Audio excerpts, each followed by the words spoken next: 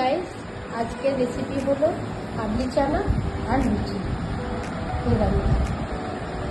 আজকে আমাদের পুজোর দিনে নিরামিষ রেসিপি একটা আমি বানাতে চলেছি, সেটা হলো চানা মশলা আর লুচি। প্রথমে তেল দিতে হবে কড়াইয়ে, তারপর কিছু শুকনো মশলা যেমন জিরে, কাঁচা শুকনো লঙ্কা, তেজপাতা, লবঙ্গ, দারুচিনি আর এলাচ। এটা তেলে দেওয়ার পর তেলটি গরম হয়ে গেলে আলু ভাজতে হবে।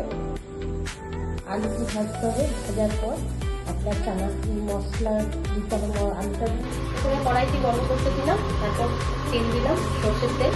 সর্ষের তেল দিয়েই রান্নাটি হবে পুরোটি।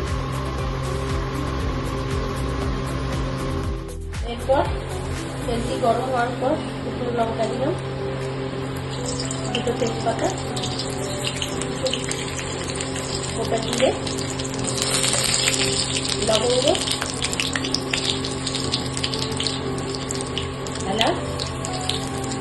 এলাচটা ফাটিয়ে দেবেন, না হলে একটু চিপকাবার ভয় থাকে। আর দারচিনি।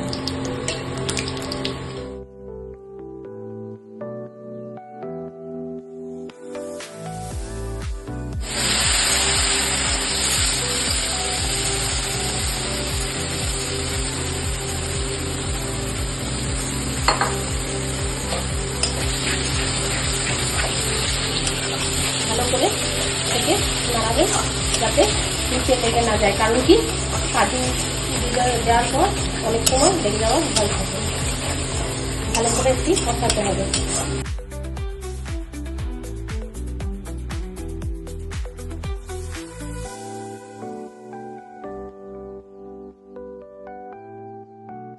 অল্প নুন দেবেন, কারণ কি সেদ্ধ করার সময় নুন দেওয়া হয়েছে মটনে। তারপরে হলুদ দেবেন সামান্য, লঙ্কার গুঁড়ো,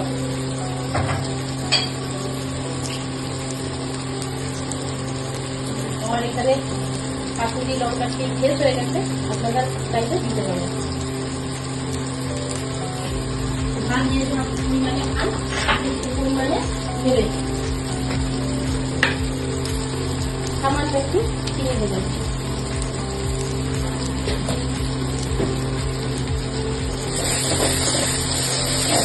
সামান্য একটু কষাতে কষাতে জল।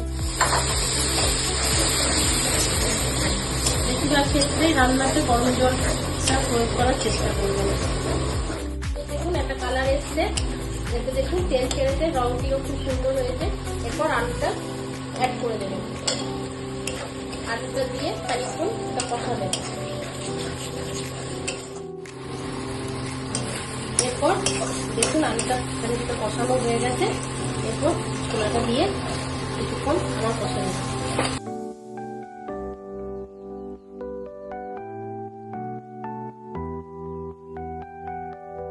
আমি এরপর আরেকটুখানি টেস্ট করে দেখেছিলাম, নুনটা একটু কম হয়েছিল, সেগুলো আরেকটু নুন অ্যাড করেছিলাম।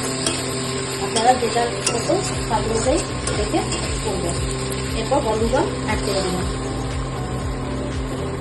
এটা ফুটতে দেবো কিছুক্ষণ, তারপর ওপর থেকে